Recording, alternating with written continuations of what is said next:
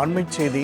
கடலூர் மாவட்டம் வடலூரில் உள்ள அரசு நேரடி நெல் கொள்முதல் நிலையத்தில் அமைச்சர் வெங்கடராமன் ஆய்வு செய்தார். இந்நிலையில் லஞ்ச புகார் தொடர்பாக நெல் கொள்முதல் நிலைய ஊழியர் சஸ்பெண்ட் செய்யப்பட்டுள்ளதை நாம் அண்மைச் செய்தியாக பார்த்துக் கொண்டிருக்கின்றோம். மூட்டைக்கு ரூபாய் 50 முதல் 60 வரை லஞ்சம் பெறப்படுவதாக அமைச்சர் வெங்கடராமனிடம் விவசாயி புகார் தெரிவித்த நிலையில் இந்த நடவடிக்கை எடுக்கப்பட்டுள்ளது. கூடுதல் விவரங்களை செய்தியாளர் நாகமுத்து வழங்க கேட்கலாம். நாகமுத்து, நெல் கொள்முதல் நிலைய ஊழியர் லஞ்ச புகார் காரணமாக சஸ்பெண்ட் செய்யப்பட்டுள்ளார். அதுவும் அமைச்சர் ஆய்வு செய்யும் பொழுது இந்த நடவடிக்கை எடுக்கப்பட்டுள்ளது. கூடுதல் விவரங்கள். ராம்குமார், தமிழ்நாடு உணவு மற்றும் நுகர்பொருள் பாதுகாப்புத்துறை அமைச்சர் வெங்கடராமன் இன்று பாத்தீங்கன்னா கடலூர் மாவட்டத்தில் உள்ள அந்த உணவு கிடங்குகள், அந்த சேமிப்பு கிடங்குகள் மற்றும் நெல் கொள்முதல் நிலையங்கள் என மாவட்டத்தினுடைய பல்வேறு பகுதிகளில் ஆய்வு மேற்கொண்டார். அந்த வகையில் பாத்தீங்கன்னா இன்று சிதம்பரத்திலிருந்து இந்த ஆய்வானது தொடங்கி நடைபெற்று வருகிறது.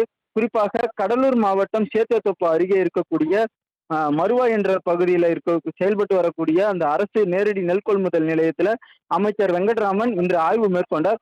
அப்போது பாத்தீங்கன்னா அந்த பதிவேடுகள், அதாவது அரசு நெல் கொள்முதல் நிலையத்துல வைக்கப்பட்டிருந்த அந்த பதிவேட்டினை அமைச்சர் ஆய்வு செய்தார். அப்போது பாத்தீங்கன்னா அஸ்வின் என்ற விவசாயியிடம் செல்போன்ல தொடர்பு கொண்டு நெல்லை கொள்முதல் செய்வதற்கு அதிகாரிகள் யாரேனும் லஞ்சம் கேட்கிறார்களா என்று அந்த விவசாயியிடம் கேட்டபோது அந்த விவசாயி பாத்தீங்கன்னா மூட்டைக்கு 50 முதல் 60 ரூபாய் வரை நெல்லை கொள்முதல் செய்வதற்கு அதிகாரிகள் லஞ்சம் கேட்கிறார்கள் என்று அமைச்சரிடம் செல்போன்ல அவர் தெரிவித்தார். உடனடியாக பாத்தீங்கன்னா அமைச்சர் கடலூர் மாவட்ட ஆட்சியர் சிவிஆதித்த செந்தில்குமார் அவர்களிடம் பாத்தீங்கன்னா நெல் கொள்முதல் செய்ய நிலை அதிகாரியை சஸ்பெண்ட் செய்ய வேண்டும் என்று உத்தரவு பிறப்பித்தார். அதன் பேர்ல தற்போது அந்த பட்டியல் எழுத்தர் அவர்கள் சஸ்பெண்ட் செய்யப்பட்டிருக்கிறார். குறிப்பாக பாத்தீங்கன்னா இந்த நெல் கொள்முதல் நிலையத்துல அவர் எவ்வளவு ரூபாய் லஞ்சமாக பெற்றுள்ளார் என்பது குறித்த விவரங்கள் வேண்டும் என்றும், அதுவரை பாத்தீங்கன்னா இந்த நெல் கொள்முதல் நிலையத்துல